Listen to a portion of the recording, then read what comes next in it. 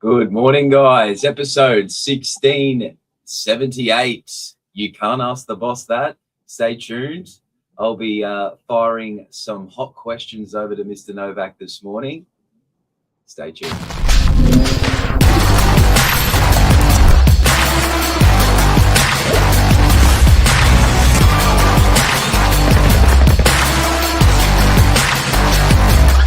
I'm the ringleader, so listen up. Good morning, Mr. Novak. How are you? Good, you. Yeah, good. Lovely. Back from a long weekend, ready and pumping. Get as much as you can done in the short week. Time goes quick, doesn't it? We're already in nearly halfway through June, which feels a bit surreal, doesn't it? Far out. I can't help to think that you're going to ask me how many times a week I have sex. No, the questions are PG. We're going to go through. Yeah, they're a mix of family life, personal, success, business, some fun, light-hearted ones, some deep questions, some cheeky ones, but not too cheeky. So we'll start off. You've prepared questions. Yeah. I've got a few here, and I think they're quite. So they'll be interesting. I think people will be eager to know. Now, first one off the ranks. Now, you definitely are a hard worker. Even on your days off, you're still coming into the office. So this question I thought would work quite well. What's the hardest thing about being a dad and a business owner? Because obviously you got two beautiful daughters. What's the hardest thing about being, obviously someone that's running a business, 50 odd people, and having the family at home? How do you handle that? Time and guilt. That's the hardest thing. Time, I feel you just always like it's like fire, run to the left, fire, run to the right. And it's that stretch between family and work and family and work. And then there's that guilt, when you're on that holiday, you're feeling guilty. And then when you're at work, you're feeling guilty about not being with the kids. That'd be the hardest thing. Yeah, wow. Well, that's good. What's your favorite family tradition? Ooh. Probably Serbs have a thing called Name Day. So it's once a year and we all get together. So you invite family and friends over and we do a dinner. So it's not actually after my name. It's a saint, patron saint. Our saint's Saint George, which is on the 6th of May. I'm Serbian. And it carries through the male of the family, the eldest of the family normally, but my brother doesn't practice it, so I do. So that's love up. And then every Friday night, we sit down as a family with the mother-in-law, auntie, family, and we've done every Friday night for 28 years. Wow. That's very lot of consistency there. And what's something your kids have taught you? Yeah, I think they whip you around. So what have they taught me? I think my kids brought out my softer side in me. So the vulnerable, it's okay, like don't give a shit, sort of relax sort of thing. So I think my kids think of me as pretty chilled and aloof, which is a very different profile to what I am at work, but they've brought that out of me sort of thing. So I think sometimes they think I'm a bit of a bear, or just go along with whatever they want to do or say, but I'm not normally like that. Wow. So that's family and life. Now moving on to personal. What's your biggest fear? I would say not being able to make the people around me happy. So letting people around me down. So, our mums, my wife, my kids.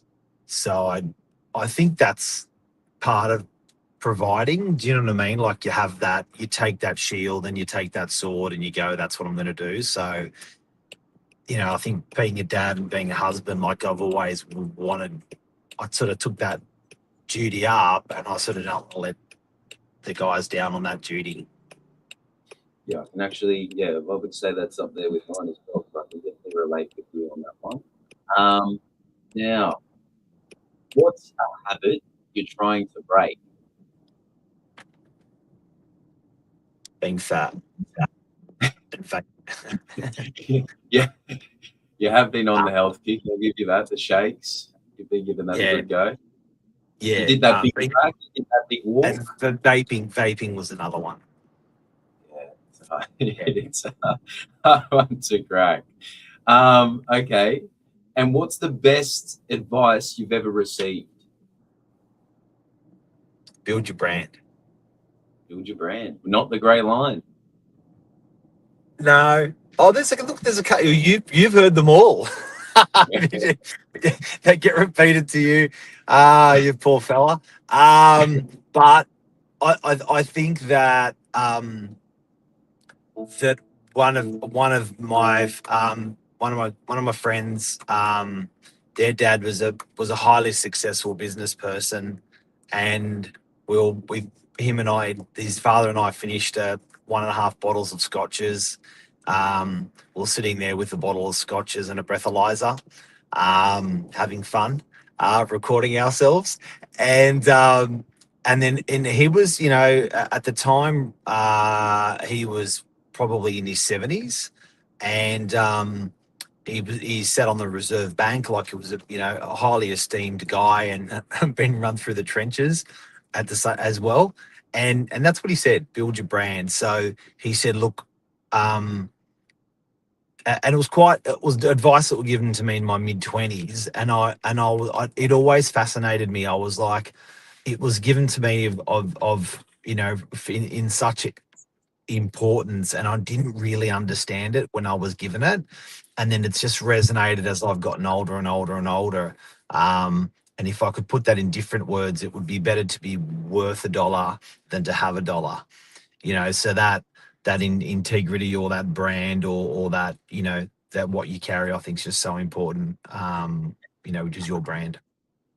Yeah, wow. Well, that probably loops to my last question was, what advice would you give yourself at 25 years old? Same sort of thing. Yeah, Brand. I would probably. I think it probably in my 30s, I sort of had a bit of an epiphany that life was like a piano accordion. And I was like, some people stretch out, and the piano accordion has milestones or chapters. So you know what a piano accordion is? Yeah, that long thing that Yeah, it's like a filofax. Has that yeah. it opens up like that.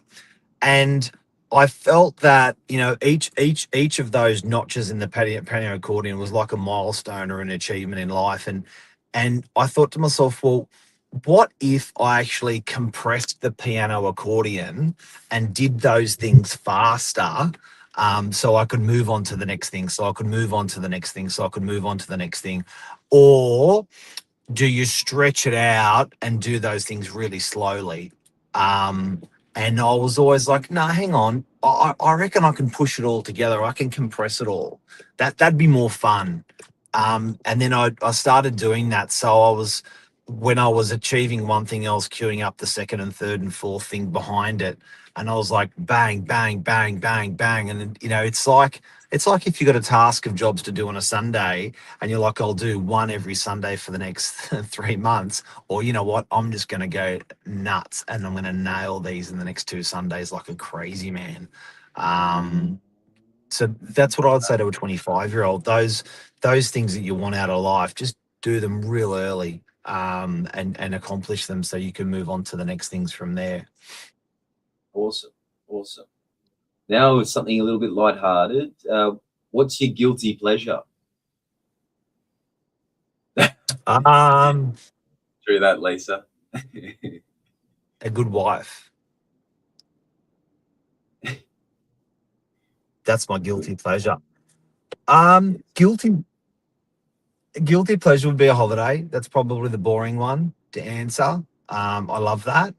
Mhm. Guilty pleasure would probably be um, hammering a bottle of scotch with a mate or two, A cigar in hand. um, and a smoke. Yeah, Yeah. and then having a smoke. That would be, that'd be something where you sit back and just enjoy yourself a little bit. That's nice. That's nice.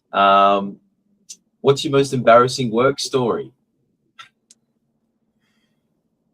Um, there's been lots. It would be probably the one that comes to mind. The first would be when we had a guy in the office, Mickey, and I wrote, and the purchaser, the prospective tenant called me and said, "Look, I'm meeting with this guy in your office, and he's not here, and I've just called him and he's not answering." I'm like, "It's weird." So I called him and said, "Mate, where are you?" And he said, "Oh, look, I'm at, I can't remember the address. Let's just say Headland Road, 55 Headland Road." I said, "I've got a lady waiting for 55 Headland Road. Where are you?" He said, "Inside." And I'm like, "Why would you be waiting inside for someone that's outside? Like, go outside. There's a lady there waiting for you." And I hang up. And I go, and the lady rings back. She goes, "He hasn't walked out." And I'm like, so I ring him up. I said, "Dude, where are you?" And he said, "Look, I'm at 55 Headland Road." And I'm like, "She's at 55 Headland Road." So I go back to her on the phone. I said, "Listen, is there a signboard in front of the property?" She said, "There is." I said, "Can you wait by the signboard?" She said, "Okay." And then I called him and said, "Go, is there a signboard in front of the property?" I told her to wait at the signboard. He goes, "There's no signboard here." I said, "Are you at this address?" And he goes, hang on. And I said, "Hang on a second. You just, you're at a different number. You're at a different number." He goes, "Yeah." I said, "How did you get into the property?" He said, "Oh, the key didn't work, so I broke in through a window." I'm Oh, like, no "Dude, way. you broke into someone's house?" And he goes, "Yeah." I go, "Did you leave a business card?" He goes, "Yeah." I'm like, I'm like, I won't finish the story, but we broke into someone's house. Oh my God. Wow. Well, that's definitely interesting. Yeah. And some deep questions. What does success mean to you today versus 10 years ago?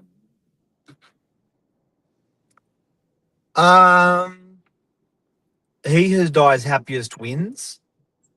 So I think everyone's canvas is different, and the ultimate metric is happiness. And that happiness comes in so many different ways to many different people. So I think that's probably it. He who dies happiest wins.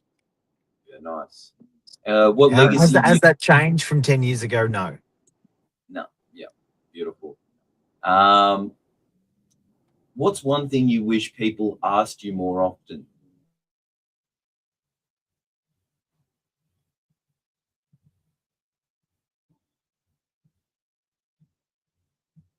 What they want, and I've often navigated that exact pathway.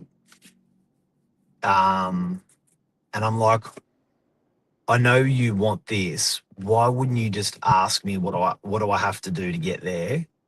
Take the advice or don't take the advice. I get it. But yeah, I'm surprised people don't ask for help more. Whether it's a buyer, a seller, or a staff member, or I'm surprised. Mm, yeah, definitely something always good to talk, open up, and rather keep Yeah, things in. yeah. Now, I already know the answer to this one. Who's the harder? Who's the harder to negotiate with? Clients, your wife, or your kids? Probably my kids. Yep. Yeah, I think um, often you just want different things. Like yeah, I sort of give up pretty early with the kids. Yeah, I just sort of don't go there. But Lisa's, I think, we sort of we like similar things. We want similar things. So I find there's not really negotiations. And I find clients are I find that we have a common path with clients. So if they want to buy a property, we've got that a lot in common. Let's go. If they want to sell a property, we've got a lot in common. Let's go. So it's an easy Awesome. negotiation. 2 last questions. Last one, a little bit fun. Who would you play in a movie? Oh, I